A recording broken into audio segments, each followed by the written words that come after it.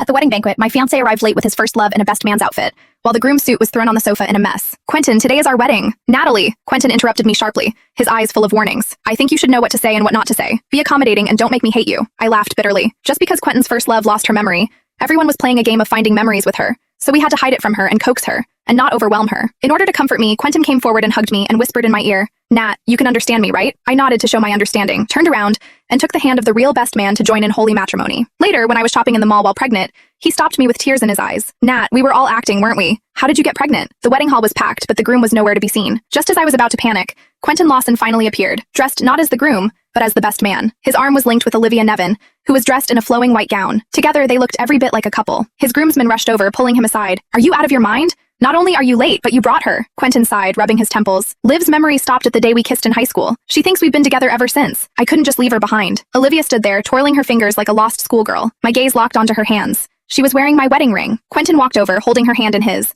With a warm smile, he said to me, Natalie, congratulations. The hall fell silent. My voice trembled, unable to hide my frustration. You're congratulating me? Isn't today our— Natalie? Quentin cut me off, eyes flickering with panic. He glanced at Olivia, making sure she hadn't caught on, then turned back to me, his expression cold. I was stunned. He had never looked at me like that before. Back when news reports of domestic violence terrified me, Quentin had held me close and promised, I would never so much as raise my voice at you. If I ever treat you badly, may I be damned to the deepest hell. That promise still echoed in my ears. Yet now, he was telling me to be understanding. I swallowed my pain and nodded. Quentin let out a breath of relief, until I stepped past him and faced Olivia directly. I held out my hand. Olivia, sorry, but the ring on your finger is mine. Please return it. Olivia blinked in surprise, then suddenly burst into tears, turning to Quentin like a fragile flower in the storm. Quentin, isn't this the ring you gave me as a gift when I remembered our love? How could it be hers? Did you lie to me? Panic flashed across Quentin's face. He frantically wiped her tears. Don't cry, Liv. It breaks my heart to see you sad. I stood frozen, watching my groom shower another woman with affection. One of his groomsmen stepped in. My bad. I mixed up the rings. I was in charge of them today, and somehow Quentin's gift got switched with the wedding ring. Olivia pouted and yanked the ring off, tossing it to the floor in disgust. I don't wear other people's leftovers. The ring rolled to the side. I bent down to pick it up. A sharp pain shot through my hand. I looked up to see Olivia's high heel grinding against it. If I can't have it, no one can. The crowd gasped. I clenched my fists, just about to speak when— Enough! Quentin's voice was firm. I turned to him in shock. Guilt flickered in his eyes before he looked away and, without hesitation,